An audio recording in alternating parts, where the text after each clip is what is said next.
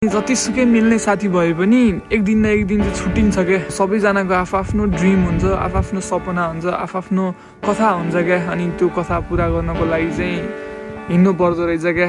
जतिसुकै मिल्ने म तेरो लागि ज्यान दिन्छु भन्ने साथीहरू पनि छुट्टिन्छ नि, कोर्स छुट्टिनै पर्ने रहेछ। आफ्नो ड्रिम पुरा गर्नु पर्यो, त्यसपछि बिहे हुन्छ, बिहे भएपछि आफ्नो एउटा परिवार हुन्छ। अनि त्यसपछि परिवारमा दुनियाँ कुराहरू गर्दा गर्दै त्यो साथीसँग पहिलाको जसरी टाइम स्पेन्ड गर्न चाहिँ सक्दैन रहेछ क्या। एउटा एजसम्म चाहिँ मिल्ने साथी हुँदो रहेछ, म तेरो लागि ज्यान दिन्छु, यस्तो यस्तो हामी सँगै हुनुपर्छ ल भन्ने टाइपको हुँदो रहेछ। तर एउटा स्टेजमा पुगिसकेपछि चाहिँ त्यो साथीहरू सबै छुटेर एक्लो हुँदो रहेछ क्या। त्यही भएर चाहिँ सबै कुरामा साथी खोज्नु चाहिँ हुँदो रहेछ, नत्र फेरि पछिसम्म पनि त्यही बानी लाग्दो रहेछ क्या।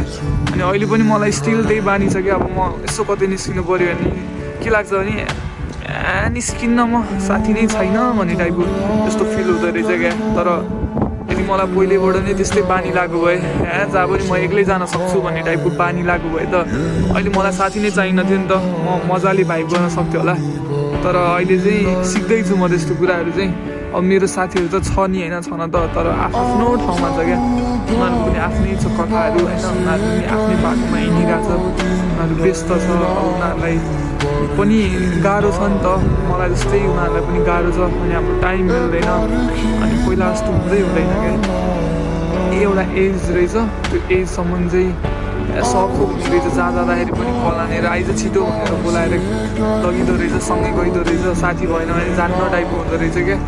अनि एउटा एजमा पुगिसकेपछि सबैजना छुटेर अनि एक्लो भएर अनि त्यसपछि यसरी हावा खाँदै निस्किनु पर्दो रहेछ बाहिर।